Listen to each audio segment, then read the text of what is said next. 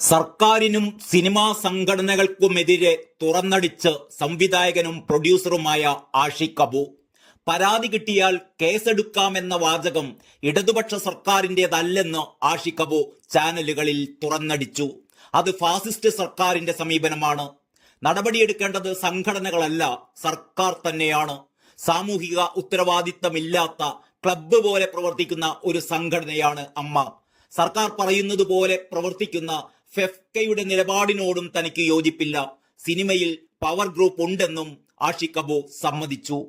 രാഷ്ട്രീയ പാർട്ടികളെക്കാളും പവർഫുള്ളായ ഗ്രൂപ്പ് സിനിമയിലും സംഘടനകളിലും ഉണ്ടെന്ന് തെളിയിക്കാൻ ഇനി എന്താണ് തെളിവ് വേണ്ടതെന്നും ആഷിഖ് അബു ചോദിച്ചു.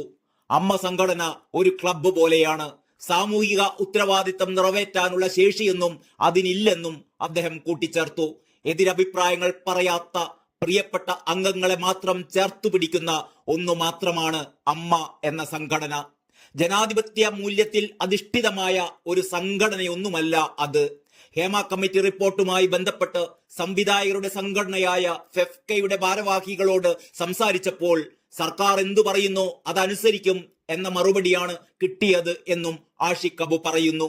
നടിയെ ആക്രമിക്കപ്പെട്ട സംഭവത്തിന് പിന്നാലെ സർക്കാർ നിയോഗിച്ച ഒരു കമ്മിറ്റി സിനിമയിലെ പ്രശ്നങ്ങളെക്കുറിച്ച് പഠിച്ചിട്ടും പരാതിയുണ്ടെങ്കിൽ നടപടിയെടുക്കാം എന്ന നിലപാട് ഇടതുപക്ഷ സർക്കാരിന്റെ വാചകമായിട്ട് എടുക്കാനാവില്ലെന്നും ആഷിഖ് അബു തുറന്നു പറഞ്ഞു. സിനിമയിലെ പ്രശ്നങ്ങൾ എല്ലാവർക്കും അറിയാവുന്നതാണ്. പക്ഷേ പ്രശ്നങ്ങളോട് സർക്കാർ ഇടപെടുന്നില്ല. സിനിമാ മേഖല ഒരു തൊഴിലിടമാണ്.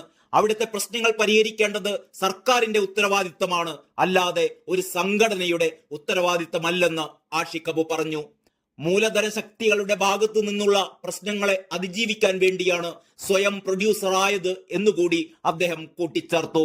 News desk Kalakaumudi.